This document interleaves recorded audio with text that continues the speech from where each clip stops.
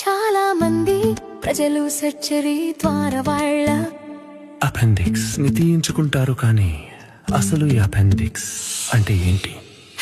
చూడండి, మన పెద్ద ప్రేగు మొదలయ్యే చోట ఒక చిన్న ట్యూబ్ లాంటి అవయవం ఉంటుంది. దీని పేరే అపెండిక్స్. ఇది సుమారు 7 నుండి 10 సెంటీమీటర్ల పొడవు ఉండి పొట్ట కుడి వైపున కింది భాగంలో ఉంటుంది. చాలా మంది ఇది నిరుపయోగం అని అనుకుంటారు, కానీ రీసెర్చ్ ప్రకారం ఇది గుడ్ బ్యాక్టీరియాకి ఒక స్టోర్ హౌస్. మన జీర్ణ వ్యవస్థ దెబ్బతిన్నప్పుడు ఈ అపెండిక్స్ ఆ గుడ్ బ్యాక్టీరియాని తిరిగి పేగుల్లోకి విడుదల చేస్తుంది.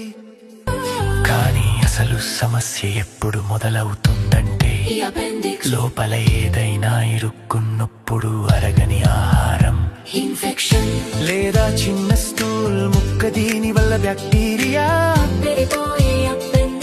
నెమ్మదిగా వచ్చడం మొదలవుతుంది. ఈ కండిషన్ అపెండిసైటిస్ అంటారు.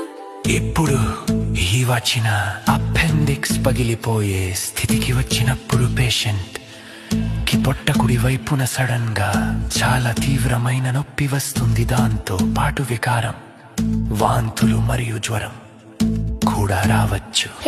ఒకవేళ టైంకి సర్జరీ చేయకపోతే అపెండిక్స్ పగిలిపోవచ్చు. అప్పుడు ఆ ఇన్ఫెక్షన్ అయిన ద్రవం పొట్ట అంతా పాకి పెరిటోనిటిస్ అనే ప్రాణాపాయ స్థితిని కలిగిస్తుంది.